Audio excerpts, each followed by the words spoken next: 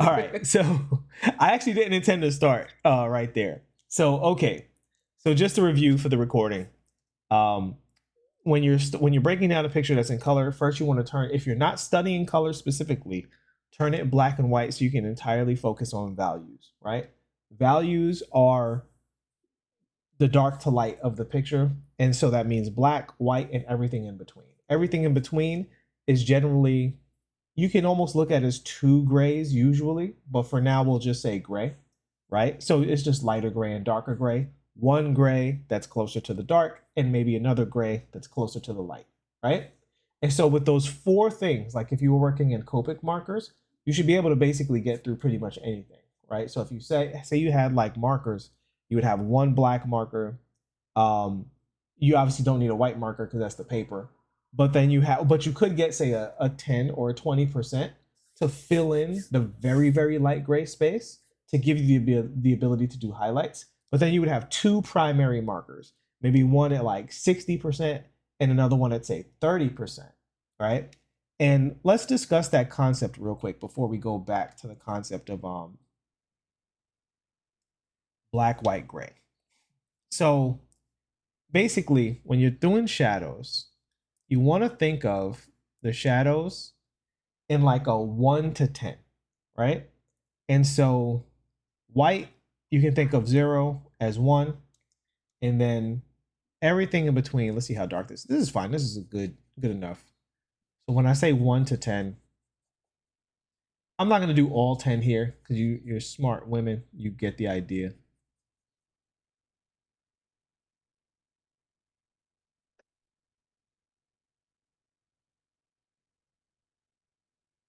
Okay.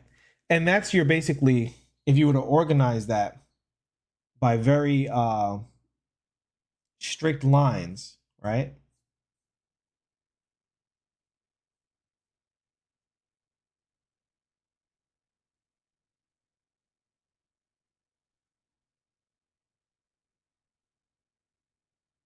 Basically the idea of being 1 to 10 like that. So when we move on to lighting, we'll break down this 1 to 10 and like what they are. But for now, when studying artwork, just understand what section each of these gray areas is going to be. So for instance, we're just going to select from each of these and we're going to create like a little black and white color palette just to see what we're dealing with in terms of tone. So where's this one? So this one's obviously further up here, like right around here, right? Let's look at this dark one. Obviously that one's going to be over here. Let's look at this light one. That's going to be over here. And with those three, I would say go ahead and do the whole picture, right? Just those three. You don't have to worry about all of the little tiny in-betweens. You're just simplifying this down to what are the basic elements that this artist is using. And this is just so you can get the effect that you're looking for. Because there's a difference between studying to learn how to do something and a full-on studying to replicate something. Now, I will say it is very valuable to do a full-on replication study. And this is what we talked about, the difference between fast learning and slow learning, right? Or learning short, it's like in exercising, right? You have sprinting. When they say sprint for 15 to 30 seconds, no more than that. Your body is not built to sprint for much longer than that, at least when you're working out.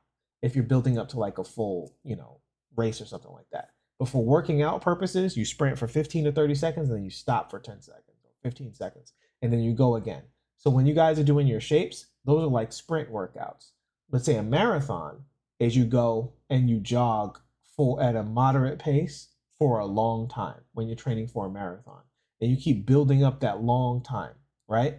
And so this builds your body for endurance and teaches your body how to utilize the fat in your body to keep you going for a long time. The other one is for bursting activities and quickly getting that fast twitch. The same thing is true when you're working on art. You can draw 15 of these at very quick sketches and your brain is going to just keep absorbing, many parts of it. But then if you also did one that you spent an entire day or two or three on getting that one perfect, what happens is you'll pick up on all of the little nuances. So when you're really trying to learn how to do a style, both things are very, very useful. Quick drawings, like we've done earlier, where you guys have seen it, where you just pick up the rhythms of something and that's one. And maybe you do five that are just rhythms over and over. Maybe you do five that are quick constructions over and over. Maybe you do five that are looking at a different element of the rhythm where you're just really focusing on silhouette and proportion, right? And you pick up all of these things. And then you do one, really take your time, and you get every little detail to the point that it's like almost a replica of what you're looking at. And you can decide where to stop with that. It's fine to be like, this is 90%. That last 10% would take another 3 days, so I'm not going to do it. I get it. That's okay.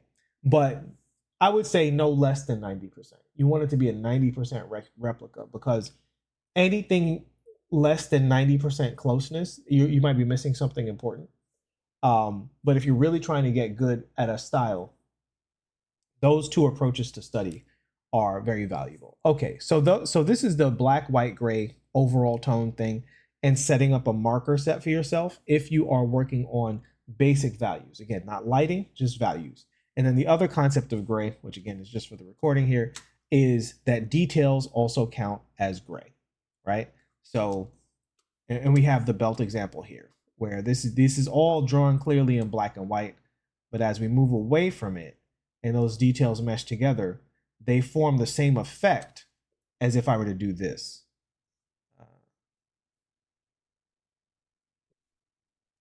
Right? That's the same effect from a distance.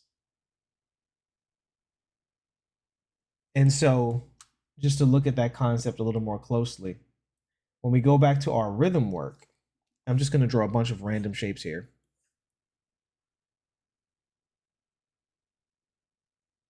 And so if I was to do this,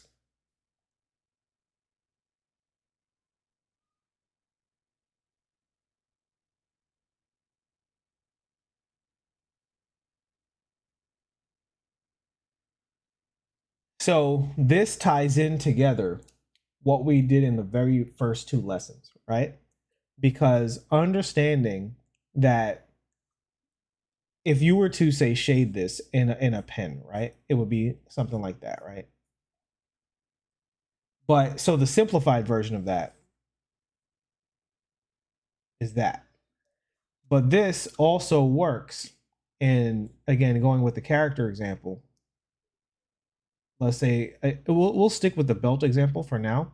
So they say this is a character and they're wearing like a Legend of Zelda style tunic, and they have items on their belt. They got a little dagger, and they got little pouches, and again, a little bit of wrinkles. These are all the same thing, right? To the eye. To the eye, they occupy a very similar place and a very similar function. So when this goes to the darker here, if you were drawing this, you'd go, oh, okay, well, if I want that effect, I can go with a deeper cast shadow. And now that gets closer to that effect, right? And maybe I don't want that effect. Maybe I want the effect like we have here in the middle, where it's much less emphasized and it's more of like the 3-line approach that we have before. So then you would draw that belt differently, right? You wouldn't have as many cast shadows. Maybe you have less detail on the belt and you approach it a little differently, but now it's closer to this than it is to that, right?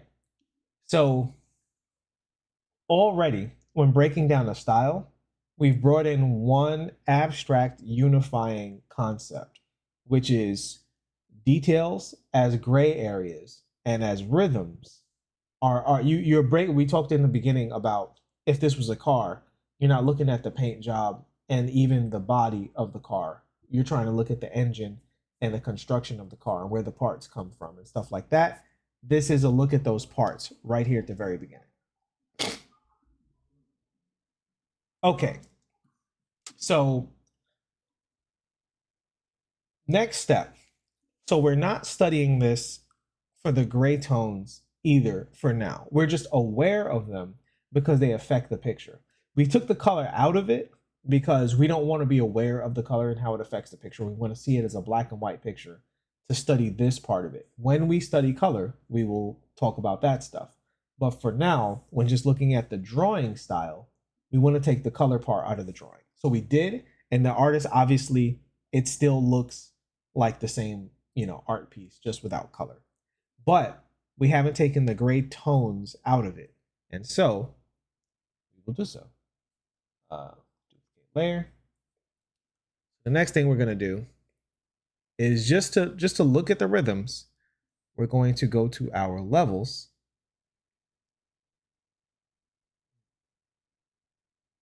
and we're going to push these grays out some, make it more like a line drawing.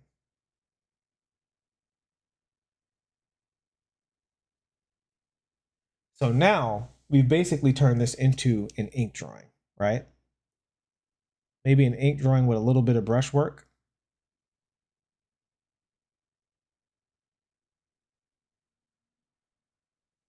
So now all of the darker grays have shifted all the way to black. Most of the lighter grays have shifted into the family of you could pretty much skip them or use one gray marker to represent them. And we have one medium gray in her stockings that has been a darker gray. So we pretty much have black, white, and light gray in this picture, with the exception of her stockings. Cool. So now we can see these rhythms in the picture. So the thing about style is rhythms are so important to style, right? So breaking down the rhythmic part of someone's approach is just as important as breaking down the drawing part, because you might find when you break down the rhythmic part that that's actually the part you want to steal. Maybe you draw faces different or hands different, or you're working in different body proportions, but you like their rhythms, and you can transfer. I can take these rhythms and make them into Marvel comic art, realistic art, super duper cartoony Disney art, and I can keep these same basic rhythms and use those as well. And so let's look at these rhythms real quick. So I'm going to just lighten this so it's still on the screen. And here we go. Okay. So I'm just going to do a basic overlay of the rhythms I'm seeing. Obviously, we want a good, strong silhouette shape, right? So we'll do that just lightly. I'm doing it very quickly because I don't want to focus on the nuance of the silhouette. We're really looking at the rhythms of what's going on here and how this person organizes their pieces.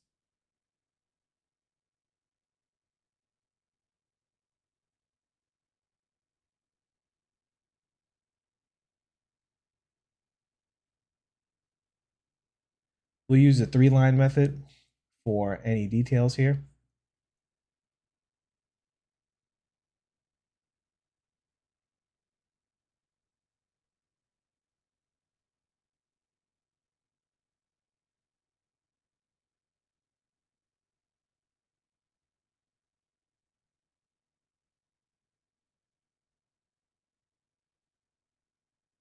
Okay.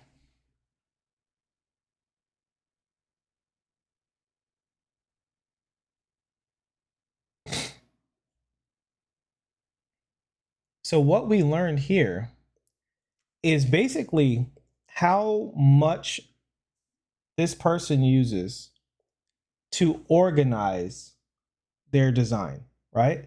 They don't use a whole lot to move the eye around and to distribute the information. But a lot of the power in their design is represented in just the silhouette and how much is actually in the picture, right? Like, look at how quickly we did that, and look at how little we actually drew. But if I was to take that line drawing, we go back to 100%, and look at just how much of that is retained. It's not going to be all of it because it's not exactly the same drawing, right? But a significant portion of it is there. And just for the sake of this example, what I'm going to do is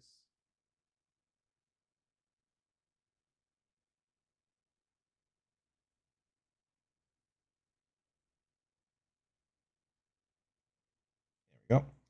Okay. So just for the sake of this example, right?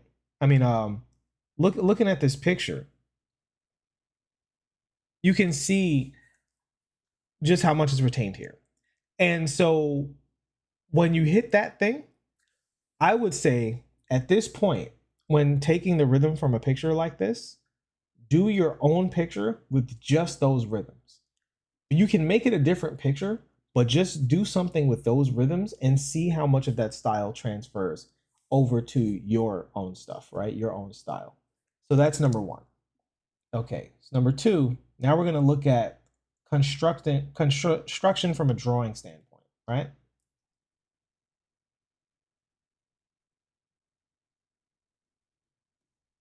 Okay, so now that we've gotten a lot of those pesky tones out of the way, we can look at the stylistic part of the drawing here, right? And so if you look here, um, a lot of what we talked about with folds and anatomy are actually intact. This is a classic case of what I would consider um, it's realistic anime in the sense that this very clearly looks like this person took. Let me just see. We're gonna go Pinterest woman coat. Alrighty. We're just gonna grab anything somewhat similar. There are several here that are pretty similar.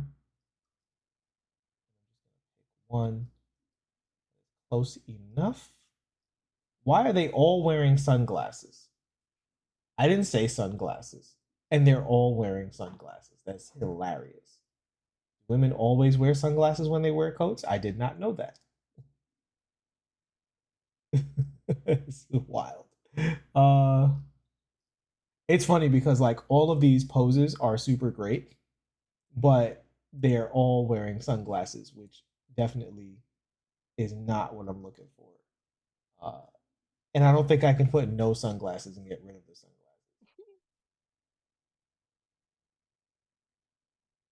You know what? I'll pick this one. Here we go. Alrighty. So this looks clearly like a situation where this person has a picture of a woman just like this and stylized it. So there's a video on YouTube talking about stylization. I actually haven't watched the video, but it has a good title.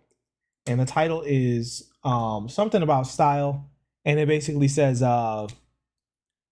never draw without reference, right? Never draw from your imagination. And here's what I'm pretty sure they're gonna say in the video, which is basically if you have a reference piece, right? You can you can take that reference and you can stylize it, right? And so we're gonna stylize the one on the right. And we're not gonna in this like just super quick example try to make it exactly like the one on the left, but we'll make some decisions that bring it a little closer to the one on the left. And then we'll go back to the one on the left and we'll look at how this person breaks it down. So first, let's get rid of that. Alrighty. So I guess I'll draw it on the side here. Do that.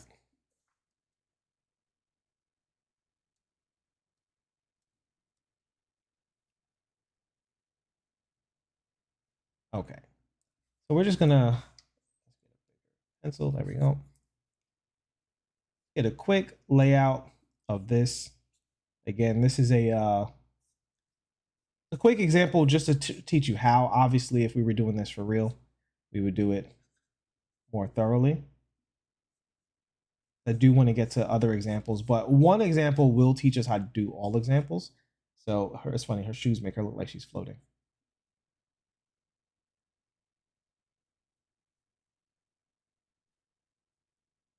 Now, for the sake of making this a little more similar to the other one, I'm going to shorten her jacket and give her a black skirt under that, right? Just to make it a little closer.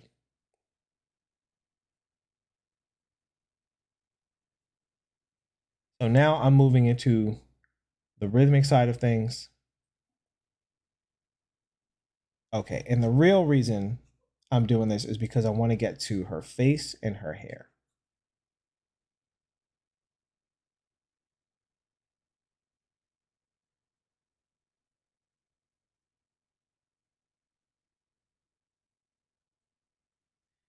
I will just erase some of the more unnecessary parts.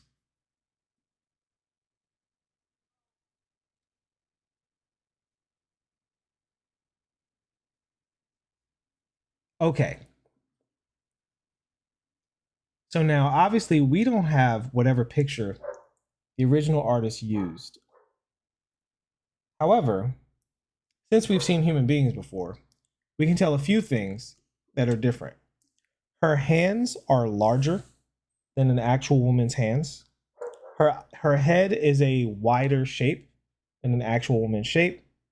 Her nose is obviously much smaller, anime style, very clearly. Her lips are less pronounced. This definitely looks like it's possibly actually based off of an Asian model, just because of the shape of the face. And her eyes are significantly larger, and her hair is taken from these, highly complex shapes into a much more simplified view of those shapes. So let's look at how this person broke that down before we all right, so we're gonna do here, I'm gonna duplicate this layer and we'll work one by one.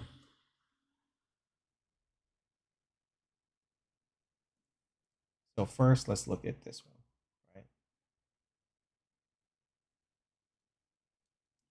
Okay. So now we're gonna get into the deconstruction of this style here. So if we look at this, am I on the same layer? I sure am. Not be on the same layer.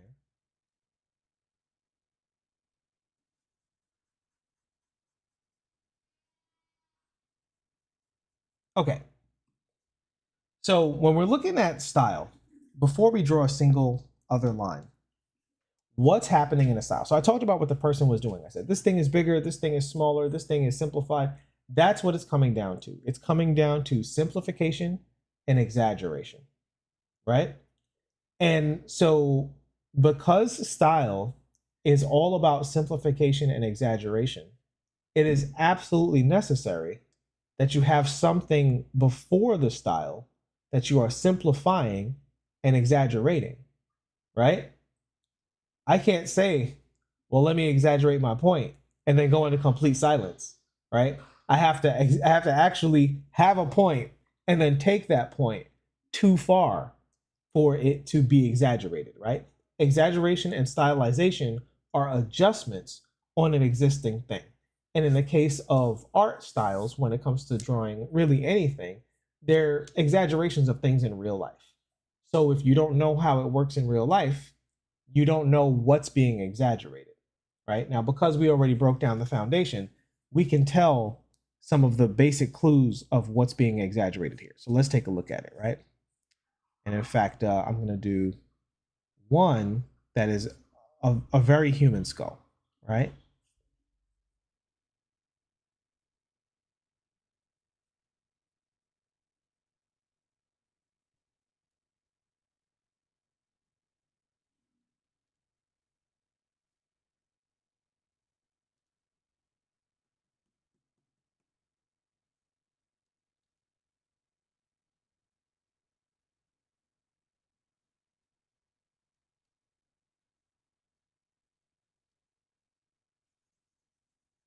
And now we're going to do on top of right next to that human skull, we're going to do a much more anime skull, right? Now, is it necessary for you to actually literally do an anime skull? I don't think every time you draw in a style that's closer to anime, you need to do that. But I think having a knowledge of an anime skull. So here we see a raised brow, right? So that's one thing that's really different with the regular skull is that brow is raised up, higher.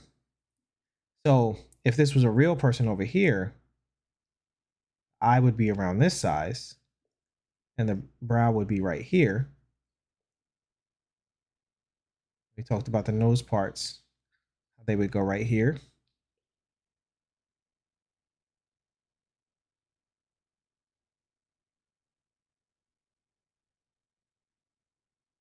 And her ear would be, so the ear proportions, we haven't talked about the ear. Whoopsie. The ear proportions are they go about to the eyebrow and about to the bottom of the nose. That's the main thing with the ear to understand. Um Lighten that a little bit.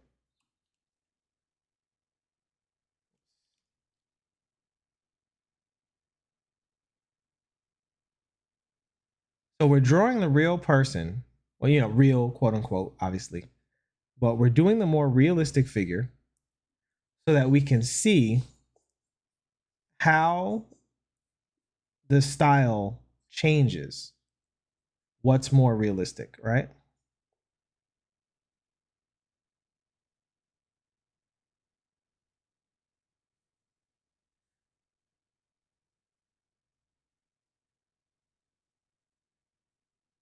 Okay. Now, we're not going to do a full on, super realistic portrait here, but we're going to do just a little bit of the realistic hair again so that when we go to the anime style, we can compare. So if I was doing more realistic hair here, she has lighter hair color, but there would be more strands visible in some of these areas. And all of these large clumps would terminate into a lot more looser strands here, right?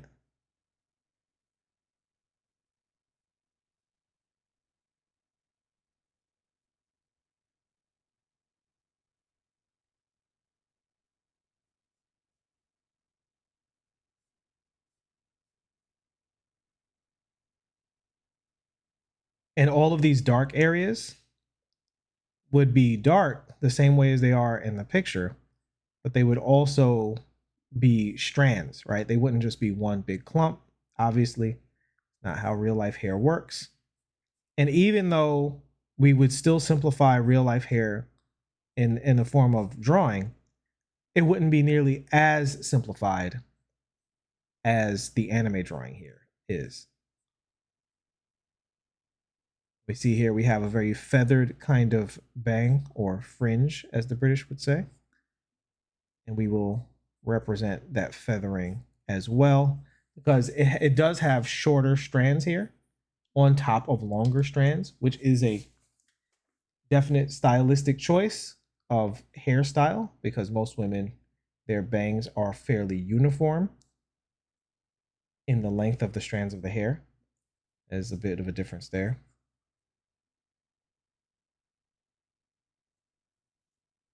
Alrighty. And okay, so we can cut it there. All right, so now let's look at the anime one, right? So same thing, shorter bangs on top of longer bangs. Get the hairline in there. The ear is actually not that different from real life, right? The proportions are the same. It's going from the top of her ear to the bottom of her nose, right? Even so, this is a great lesson about stylization. Even if you have, let's say, I'm just making this random shapes up at the top off the top of my head, right? So, but I'm trying to make a really exaggerated character here.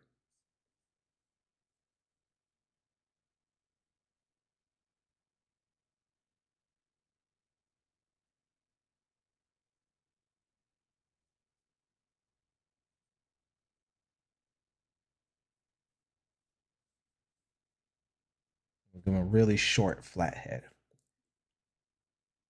long, wide skull.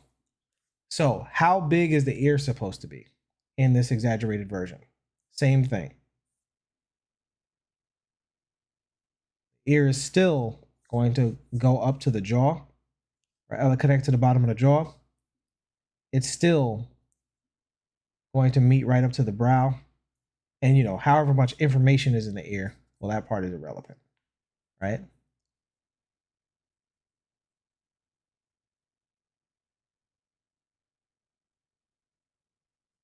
So, and we see here those same rules are being applied. Even though the brow is higher, as we discussed, even though the nose is very simplified, the ear is following the real life rules. And we talked about how people will use specific facial features to ground a drawing in realism. Here we can say, okay, this artist has hair behaving the same way the hair behaves, right? Because you've got this stuff pulled into this ponytail, right? We'll use one big mask for now. We can break that up into two other masses, right? With this one additional part here. Back of the head. Actually reasonably thick neck for an anime drawing. Not necessarily common. So we have a very soft chin shape, right? But proportionately, we were to draw the skeleton here, it's still following those same rules, right?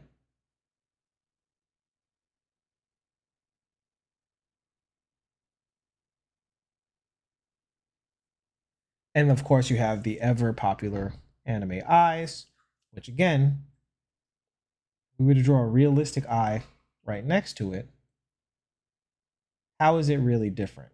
Well, the primary difference is the lack of showing of the fat around the eye, the simplification of all of the parts of the eye, and the enlarging of the eye. So the exaggeration, the eye is larger.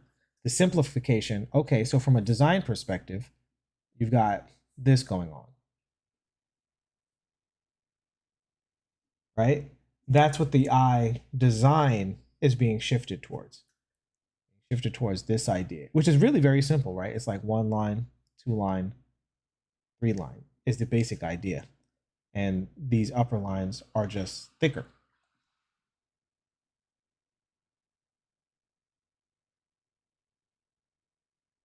But if you look here, there's a slight curvature. So it's still an eyeball going on in the artist's head, right? It's just not, it's not firmly rooted down. It's simplified in the case of this particular art style.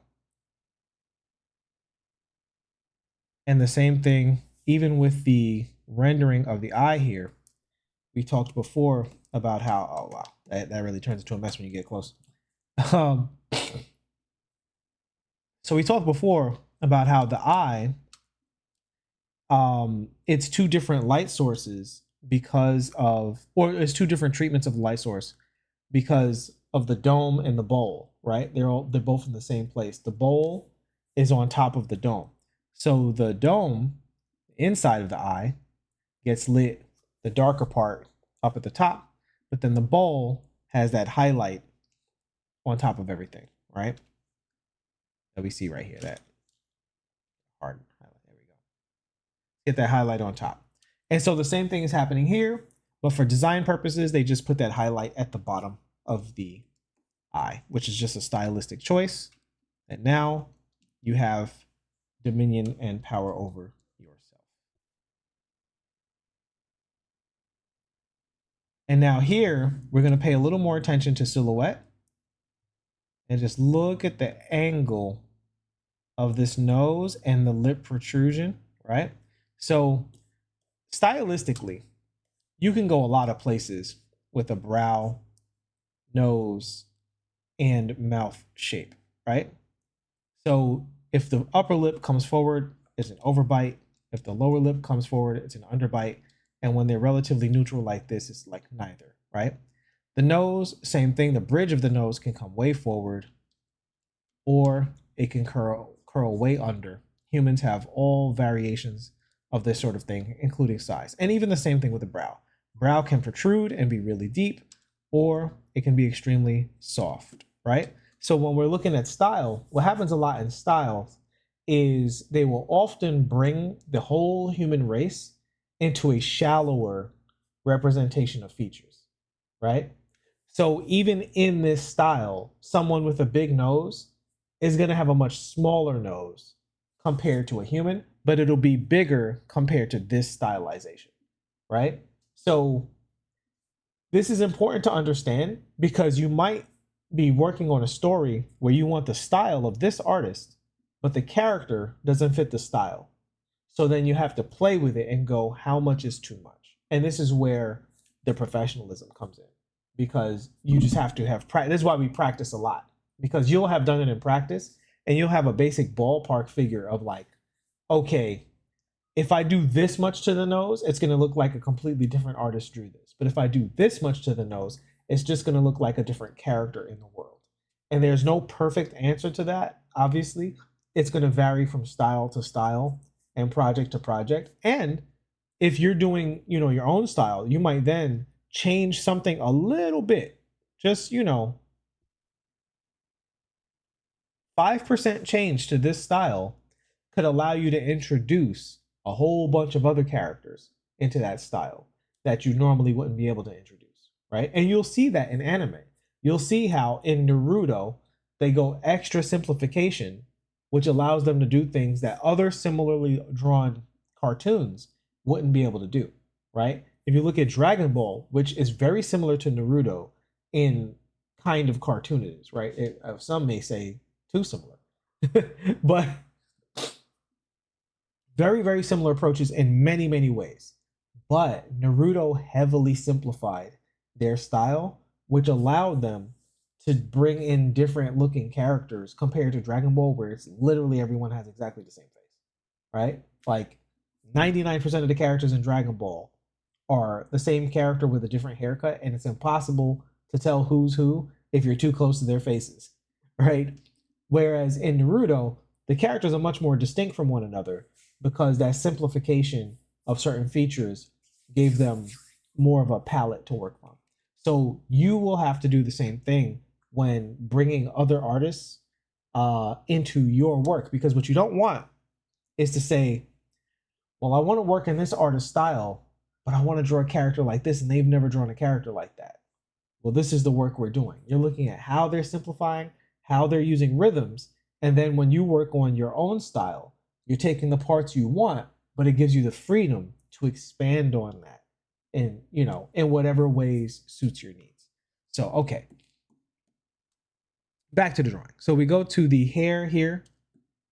Well, no, let's do the mouth first and erase all this stuff on top. So we see here the mouth is very, very soft, very gentle, but it does still exist. And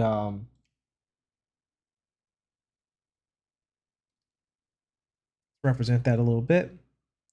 So we have a very soft upper lip, very, very slight underbite, and a slightly recessed chin, right? So no chin bone is being represented, but this is also very soft into this upper curve, into this realistic ear. Not realistic, but much closer to realism ear. So really, when it comes to the ear, it's not too much of an exaggeration to say they just did a simplified ear. They didn't like put too much anime sauce on the ear. Right? It's not a heavily stylized ear. Now we're just checking proportions here a little bit with this eye. Eye was a little too wide.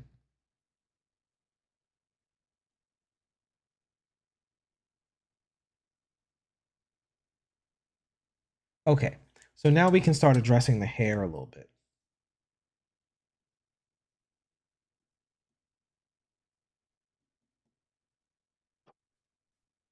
So hair is generally straightforward when it comes to anime, right? Or manga influence styles. Anime manga.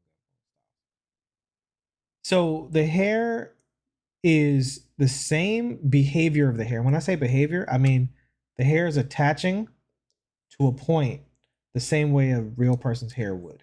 There's a hairline the same way real people have hairlines, even down to the sideburn hairs are there. The bangs are going to behave the same way, attaching to this point. There's nothing crazy going on with this form. There are some styles that have nothing to do, not nothing, but much less to do with how real life hair works. Naruto is a great example. They said they went with the Bart Simpson model. but they were like, we just want this hair shape. We don't really care how you would get there with real life. And then you see when people do cosplay, you know, depending on which anime characters they're playing, the hair will be closer or farther from real life hair. Like the wig that they use will be, some wigs will just be like a regular wig, and some wigs they have to like glue certain parts and like spike certain things up and all that other stuff to get it to all work, right? Because the style of the anime might be closer or farther from real life hair. So one thing we're going to look at is the silhouette of the hair, right? Because in anime that's very important. They're very very very good about charismatic silhouettes in hair.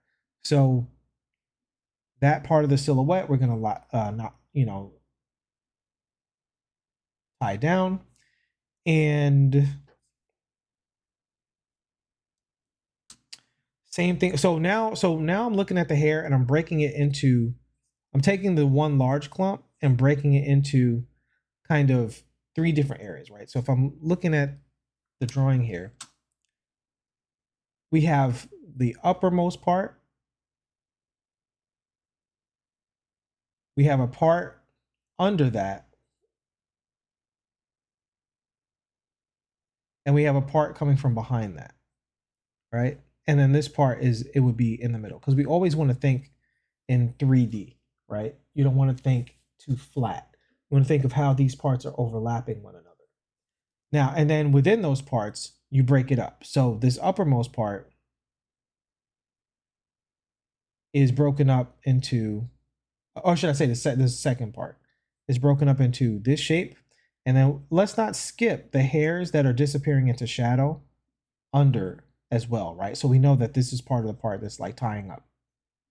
So, and then you've got this middle part and this overlapping part coming from the back around to the front, right? So that is important to represent that. So that's one thing that if people are trying to draw in a specific style will very much elevate their picture. The fact that they're aware of the depth in these simplified styles. So depth, depth, depth. You always want to think of how much depth is being used in this picture and how can I bring that forward when I'm representing this style. What's in the front, what's in the back. Everything has a front and a side, right? Then we've got this top piece, which is really not broken up too much. There's this one little stray strand here coming out from the bottom, and then the rest of it is just simplified parts. And then we've got this tie part on top of it, right? So if we were to take away this picture, we can see a little of these shapes. So what I'm going to do, I'm going to now draw right on top of that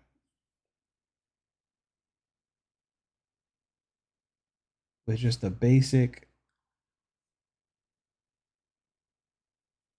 And again, we're back in the world of silhouette and rhythm, right?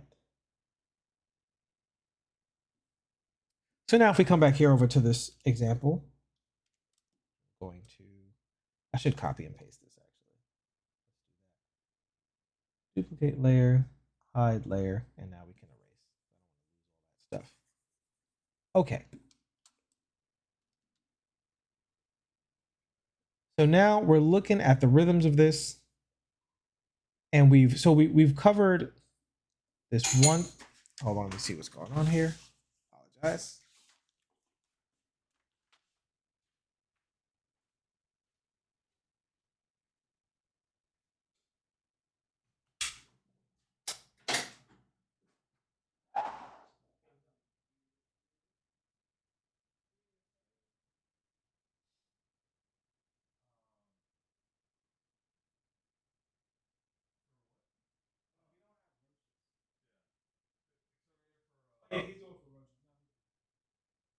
No, we're fine for now. When do you come back again?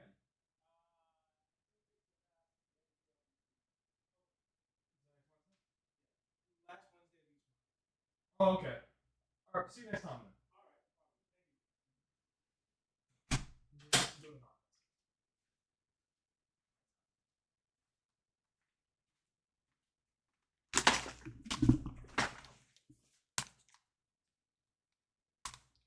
Okay. Can you hear me? Mhm.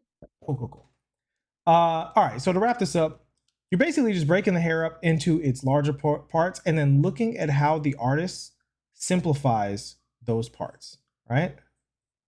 And this artist, it's pretty standard, just turning the hair into these kind of spiky, banana shapes. But really, what saves you in determining that is thinking of the depths of those shapes and the shapes of those shapes and the silhouette of those shapes and the rhythm of those shapes. Once you get the silhouette and the rhythm down, you get very, very close to these things. But the thing that keeps it from being amateur hour is the depth, right?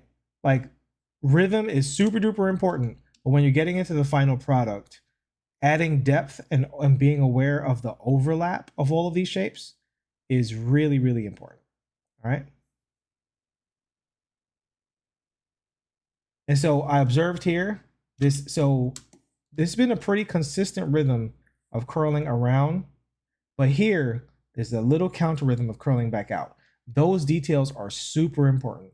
And that's why I say the slow studies can help a lot, because you'd be surprised how just the difference between going all the way one way and then understanding to come back out, the difference from here to here is massive when getting a style down, right?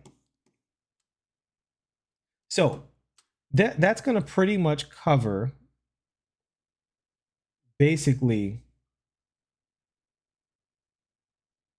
Oh, I will say the nostril heavily reduced in what do you call it? In detail, right? So that's an important factor. And honestly, literally just erasing the structure brings us so much closer to it. And just that slight indication, but even with this indication, we're still aware of the structures of the nose. Now, instead of just drawing like a line for the nose or a basic shape for the nose, we're really thinking how, if that was a real nose, to simplify that, right? So let's quickly go back to this other piece, this woman here. All right.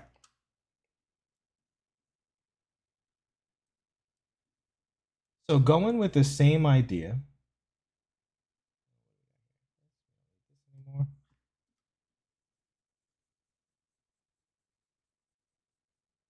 Now that we've seen what that artist does, let's take some of those ideas and just play with them here. All right. So we're going to go with a wider face, softer chin. And this is like super quick, right? Ears fairly normal, higher brow, larger eyes, much softer nose, much softer mouth, hair following the basic rules of hair, but simplified into clumps, a couple of counterpoint strands at the bottom of the hair. So we're going to go rhythm this way, and then we'll give it one rhythm that way, right? He actually has somewhat of a thicker neck in his approach. And now we'll think about that eye shape. We'll worry about her facial expression in a moment. But for now, I'm just going to get the basic rhythmic representation of what he did. Oh, actually, no. His what he did was he had the highlight at the bottom. He also had the lash coming in a little bit, very little at the bottom of the eye.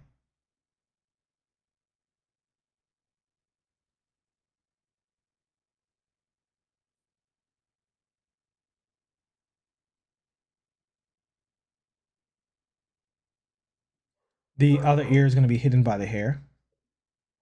Simplified ear. He had a sideburn, so I'm gonna give her a little sideburn here, and then from there we can simplify the coat and go back to those rhythms that we talked about before, right? And that's how you bring in you take one style and we construct it and deconstruct it, right? So we looked at his style, built it up, broke it down, and then we take a real picture, which we're pretty sure, and I say he, it could, obviously it could be a female artist as well. Um, and we look at how we can take a real life picture and then use the same things we discovered in the style and use that ourselves from the real life reference. And that's going to get you much, much closer to knocking out these styles. So it's actually the more you learn realism, the more you learn how other artists are simplifying and exaggerating that realism, and the easier it is to get into their style rather than looking at what they're doing as if there's nothing behind it, right? That's almost like going back to that point of if I was to exaggerate an argument, not understanding that it's exaggerated, right? Just thinking I literally mean that. So if a parent says to their kids, if everybody was jumping off a bridge, would you do it too? I don't know if you guys have ever heard that horrible thing that parents say. I sincerely hope that Nino and Big Mama are better than that, but I think it comes with a parent care package. I see you laughing, so I assume you've heard it before. So, or something similar.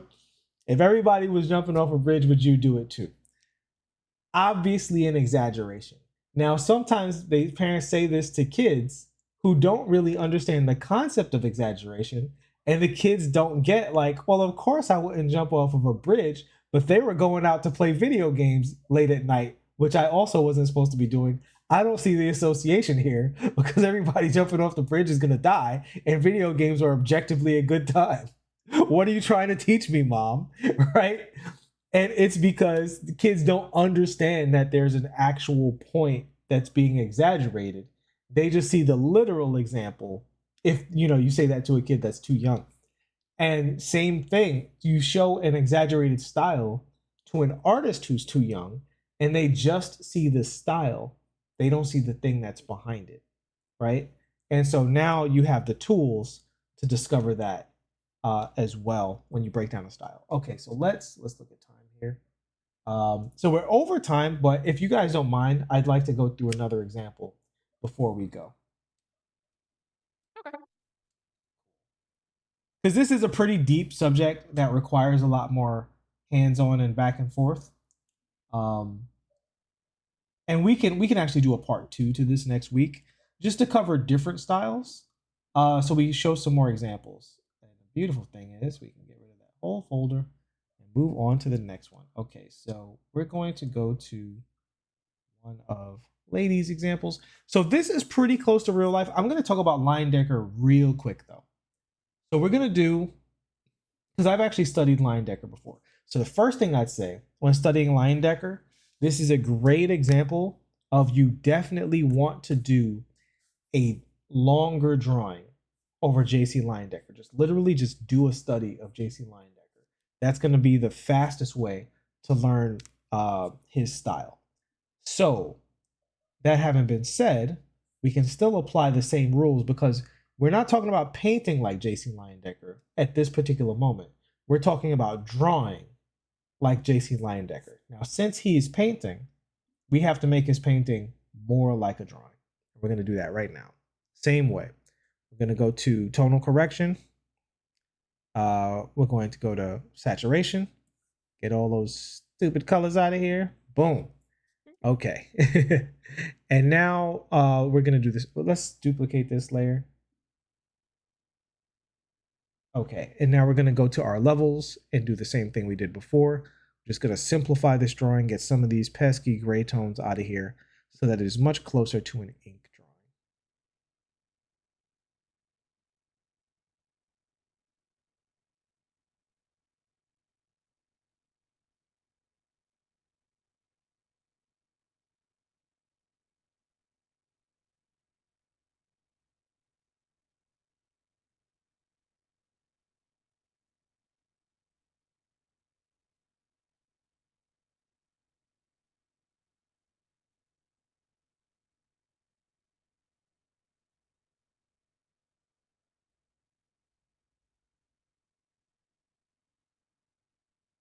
Okay.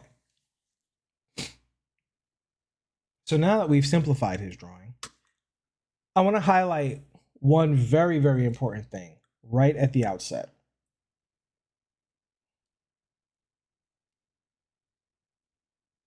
So if we look at the piece, right, we follow the same rules we've always followed, which is basically, oh, I see why. Okay. So we follow the same rules that we followed from the very beginning. First, we look at our canvas, and then we break that up into its largest shape. So what he has this really dominant black shape here, right?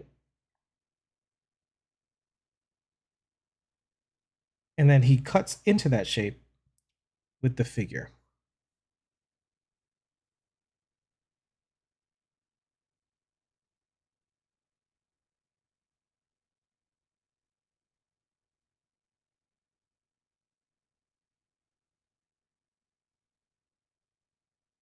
So already, let's go back for a moment.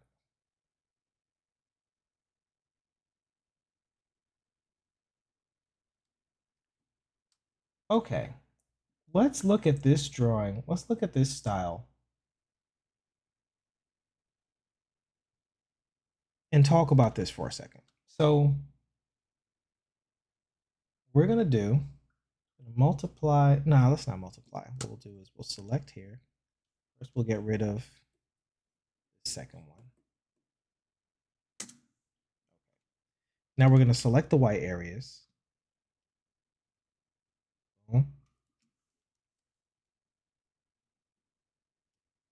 And we're just gonna take that JC Leyendecker concept and literally apply it.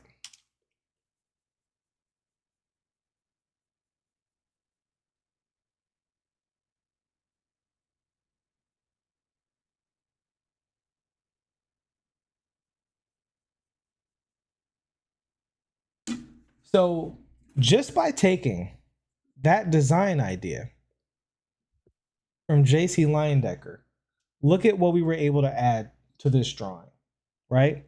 How you could literally draw in almost exactly this artist style, but by taking that JC Leyendecker design device, you could automatically separate yourself from that person, even if you were doing it exactly the same, right? So this is why looking at the whole thing can be super important, right? So let's go back to Mr. Leyendecker. Okay, so now let's look at some of these rhythms that JC's playing with here. So I'm gonna keep it really tiny.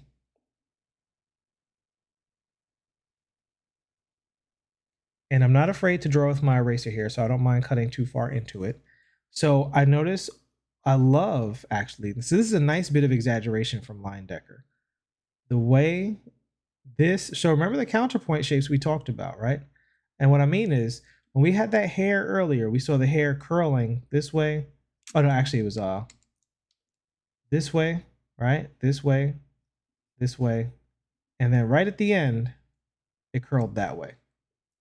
Well, something similar is going on right here, where the body is curving down that way, right? I'm still selected. The body is curving down this way. Everything's curling down this way. Everything's going down, right? Everything's going down. The feet are establishing. But then right here, you got this cheeky little counterpoint. So this is, a lot of people when they look at Leyendecker are just looking at his brush strokes because he's got these very distinct, awesome brush strokes.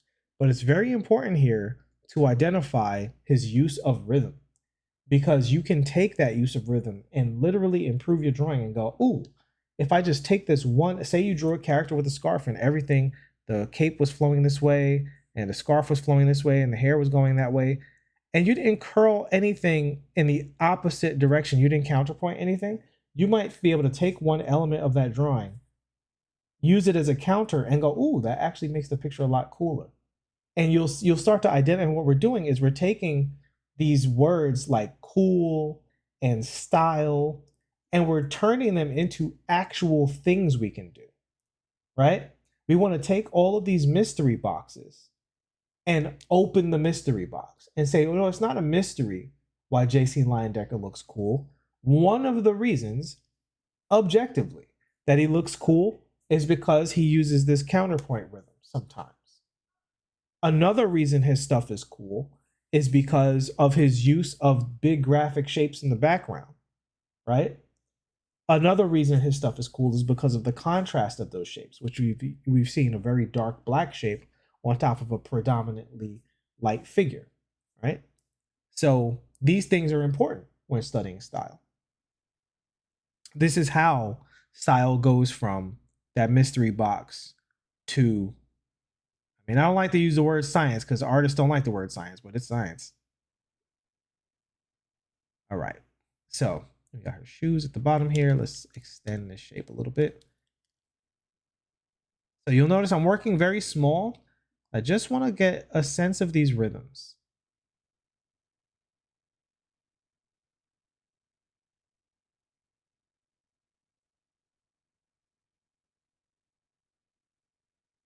A much more horizontal shape here as she's bent over.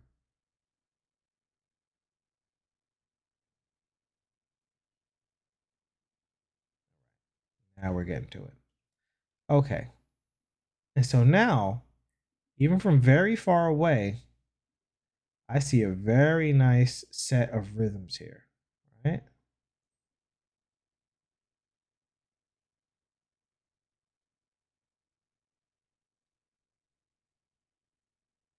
And I'm just using X to go back and forth between my white and my eraser here. I mean, and my black. Speed up this process.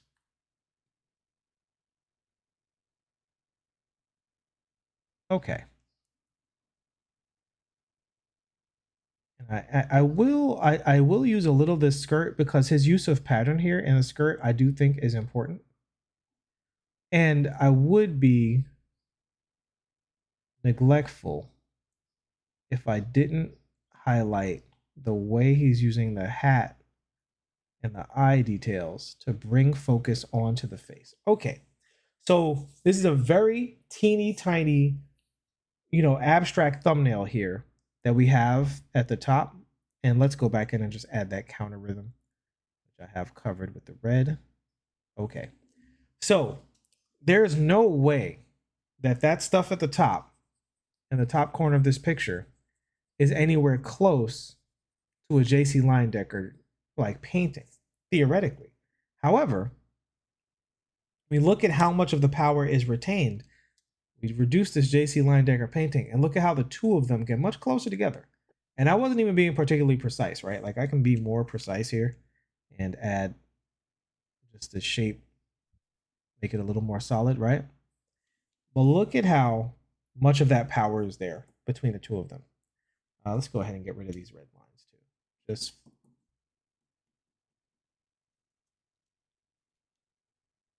okay. So I emphasize this point because this is so important when to realize why you're emotionally affected by someone's style. It's very easy to see. It's like a song to a degree, right? If you love the lyrics to a song, it's easy to believe that that's why you love the song. But if I took those same lyrics, let's say the lyrics were on, just say a regular hip hop or a pop song, and I put those same lyrics on top of a metal song or a jazz and R&B or jazz song, you're not going to like the song the same way. It's yes, you love the lyrics, but you also love the chord progression and the rhythm and the arrangement of the song, right? And chances are the song is a hit because of those other things, but the lyrics are the anchor point that allows everybody in. The lyrics are the sign that says, come over here. And the same thing is true with style. The rhythm and the composition and the shapes, that those things are why you love a style. But the thing that says come over here are the brush strokes and the aesthetics and how they're finished off. But no matter how cool those brushstrokes are, and trust me on this one, they will not work if they are not on top of a really strong rhythm. So now as we get close, I'm actually surprised at how close this rhythm is to this picture, because that was a really, really small drawing. But you can see here how, what this rhythm is. Let's look at the actual rhythmic part, right? So look at these very crude, exaggerated lines, but these crude, exaggerated lines are so, so important to the power of this picture. So that's what you want to do first and foremost, especially with a painter. Take away the color of the painting, um, simplify the painting using the levels. That's a judgment call. Just when you feel like it's where you want to study it at, when you can see the information that you're not as interested in, leave. Then you're good to go. Every drawing is not going to cleanly turn into a perfect black and white picture. Line ink style picture. But that's number one. Okay, so number two, specifically, and this is specifically for studying line decker, right? So what I want you to look at,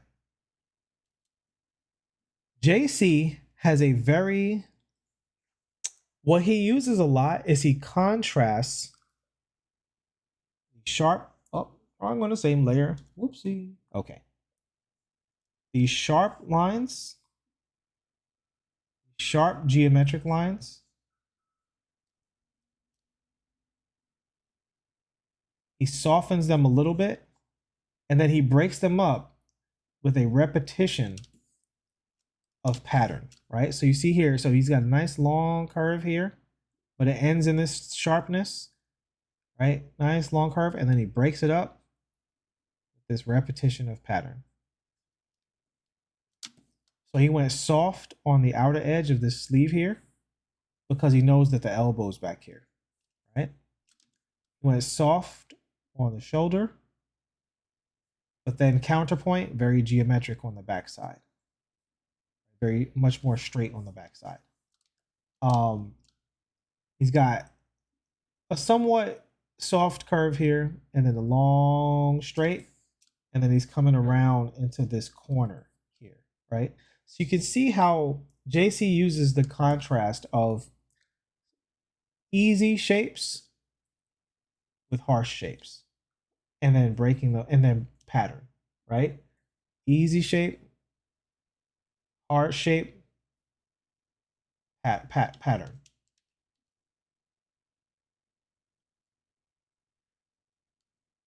So let's look at, and so you see here, so this is a real, obviously this was a real woman posing in this outfit, but he simplifies all of these things into these long curves.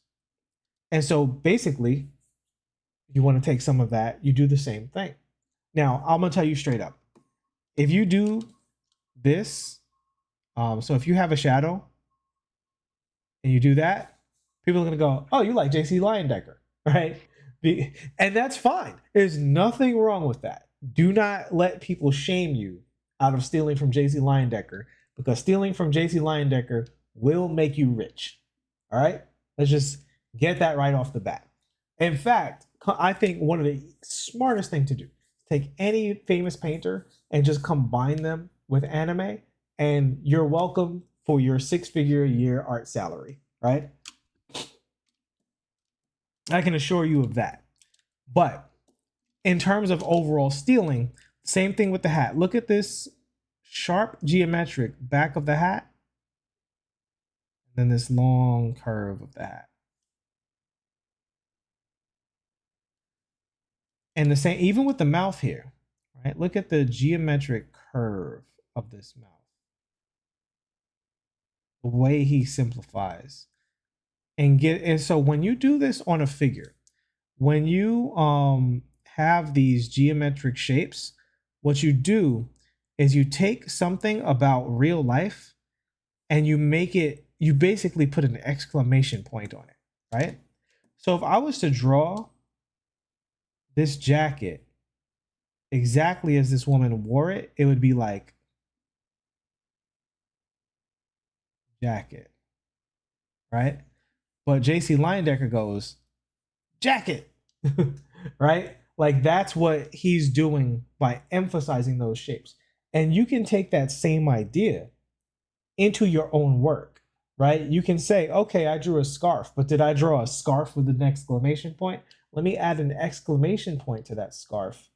And you can take some of JC Leindecker's power without the effect of people going, oh, you like JC Leindecker, right? They'll never know you're stealing from JC Leindecker if you're using, these high contrast shapes in the back. If you're aware of these rhythms, if you're aware of this contrast of, somewhat long, gentle curves with somewhat sharper geometric shapes, right?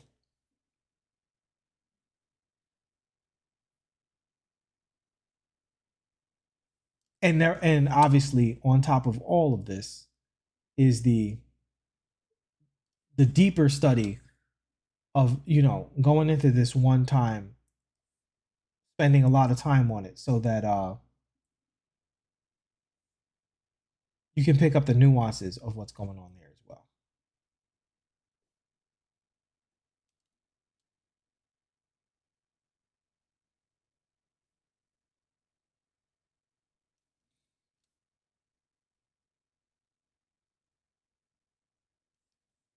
And I will leave you guys with this until part 2 of this lesson next week, where we'll break down the other 2 pictures you guys sent and talk about more elements of pulling away from styles.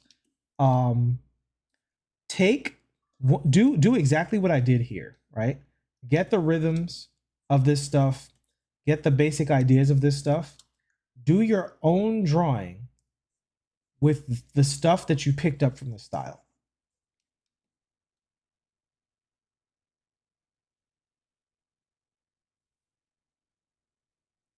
I would love to be able to close this line, but I know when I click this paint bucket button, it's gonna go inside somewhere. Let's see how we did. Oh, we got it. Oh. Hey, what? I'm gonna have to draw today. I have to draw a lot today. I'm on it today.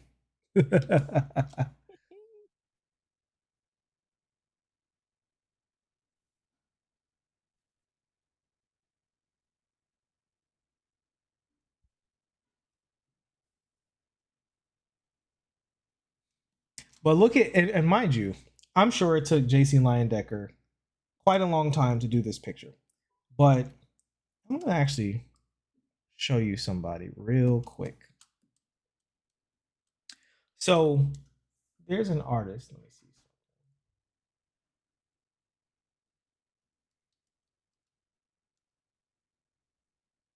All right. So this is a very, very popular artist in the world of art. You've seen his art because he did like a lot of the old Hanna-Barbera designs, so like Scooby-Doo, some of the old DC superhero stuff he's famous for, but he was also a comic book artist.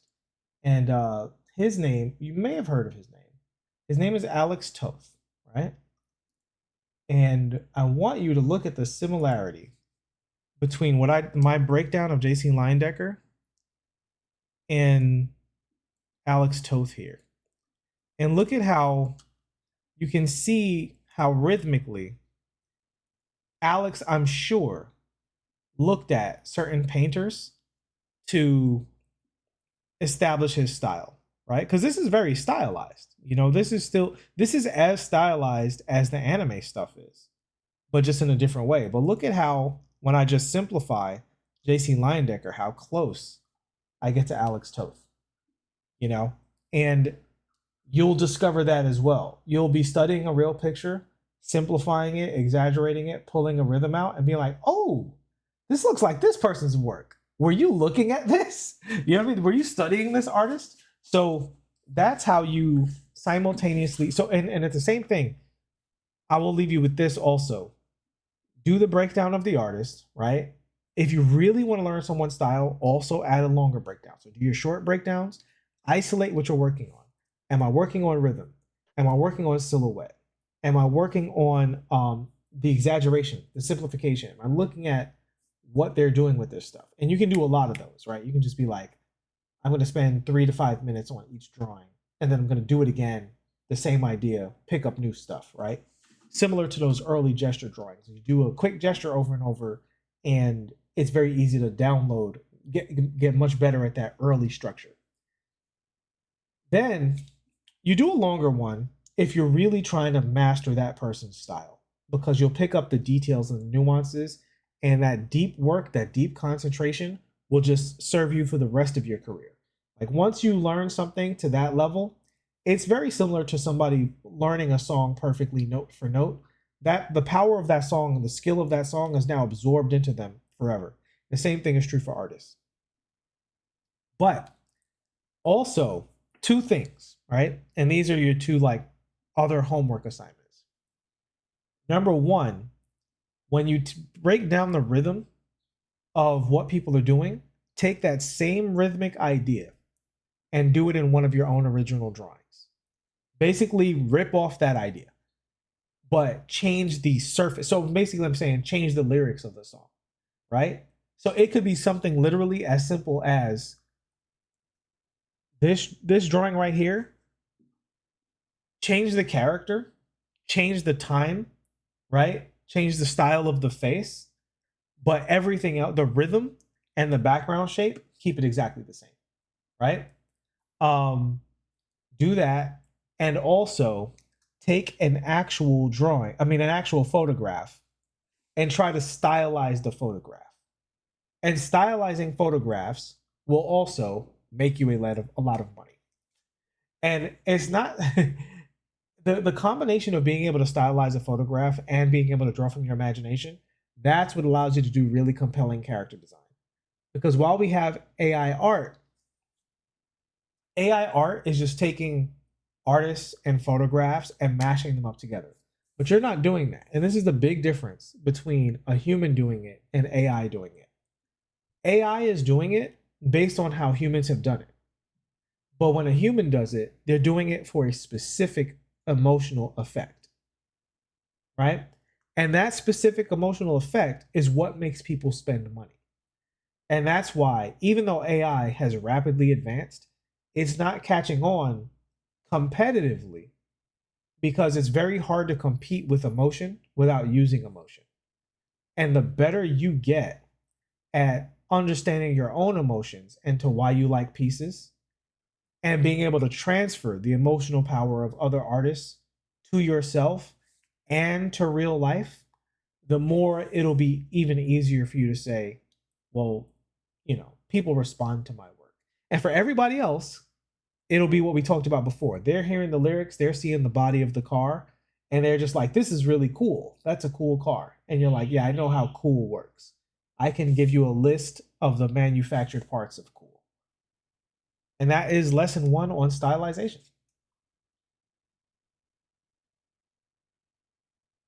Nice. Cool. Enjoy? Mhm. Sweet.